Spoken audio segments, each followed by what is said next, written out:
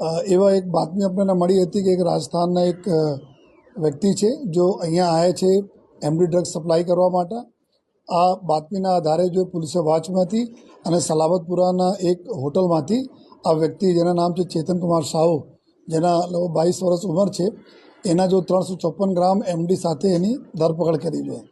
અને આ વ્યક્તિ પાસેથી જો એના વાહનો, મોબાઈલ ફોન આ બધા રિકવર કરવામાં આવેલા.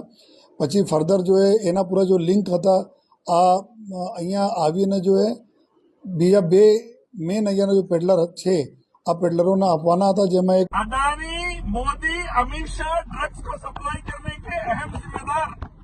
बड़े बड़े ड्रग्स के लोड आए हैं अदानी पोर्ट पर, बड़े बड़े ड्रग्स के लोड आए हैं अदानी पोर्ट पर।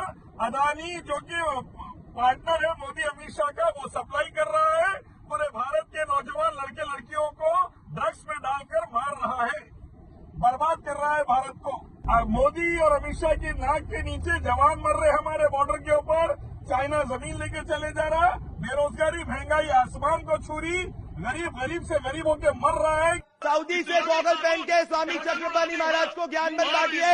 सऊदी के जैसा कानून लाओ ड्रग्स के खिलाफ, इस्लामी कानून गर्दन उड़ाने का, और भारत को बचाओ, भारतवासियों को बचाओ। एक अल्लाह की इबादत, मोहम्मद सल्लल्लाहु अलैहि वसल्लम की इताअत वाला कानून सऊदी का लाओ। ड्रग्स को खत्म करो, बेरोजगारी खत्म करो, भुखमरी खत्म करो, महंगाई खत्म करो। इस्लामी कानून लाओ सऊदी की तरह। ड्रग्स के अंदर जो बर्बादी ड्रग्स की चल रही है भारत के अंदर, वो अदानी, मोदी, अमित शाह तीनों जिम्मेदार है। अदानी, मोदी, अमित शाह युवाओं को ड्रग्स देकर लाखों करोड़ कमा रहे हैं। भारत के नौजवानों को, बैकवर्ड क्लासेस को, दलितों को बर्बाद कर रहे हैं।